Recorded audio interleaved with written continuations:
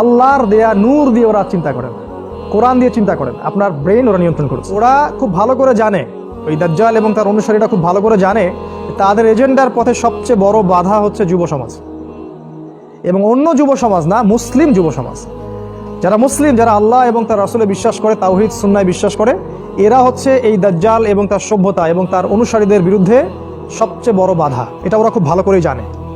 এই জন্যে ওদের টার্গেট ছিল, শোনেন, ওদের টার্গেট ছিল যাতে ওরা আপনাকে আপনার যে সঠিক ট্র্যাক এখান থেকে সরাই দিতে পারে। এবং এখানে তারা 100% সফল। কত পার্সেন্ট? 100%। কীভাবে সফল হলো? ওরা আপনার সাথে কয়েকটা গেম খেলেছে। আপনার কথাই বলছি, জি, আপনার সাথেই ওরা কয়েকটা গেম খেলেছে, প্রত্যেক ইন্ডিভিজুয়াল আপনার সাথে।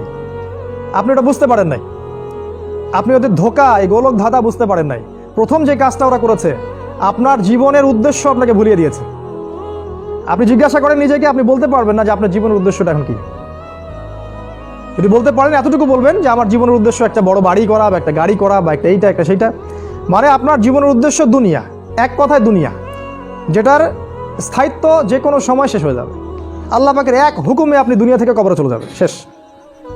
আপনাকে আপনার যে মূল উদ্দেশ্য ছিল, আল্লাহ, তার পথের দাওয়াত, আল্লাহর পথের জিহাদ, আল্লাহর পথের সংগ্রাম, আল্লাহর পথের মুজাহাদা, রাসূলের আদর্শ ধরে রাখা, রাসূলের দিন প্রতিষ্ঠা করা, জান্নাত অর্জন করব, এই যে জান্নাত আমার লক্ষ্য, এই লক্ষ্য থেকে তারা আপনাকে সরিয়ে দিয়েছে। আপনার লক্ষ্য একটাই, দুনিয়া, একটা চাকরি, একটা ডিগ্রি, একটা ব্যবসা, একটা জমি জমা, অথবা টাকা কড়ি, অথবা আপনার সুন্দরী স্ত্রী বা প্রেমিকা, এতটুকুই আপনার উদ্দেশ্য। মানে এক কথায় দুনিয়া। আর দুনিয়া মাতা, দুনিয়া হচ্ছে একটা ভোগের বস্তু। ওয়ামা হাযিহিল হায়াতুদ দুনিয়া ইল্লা মাতাউল গুরুর। আর এই দুনিয়াটা হচ্ছে একটা প্রতারণার বস্তু ছাড়া কিছুই নয়। ওরা প্রথম যে কাজটা করেছে, আমাদের প্রত্যেক মুসলিম যুবকের ব্রেইন ওয়াশ করেছে।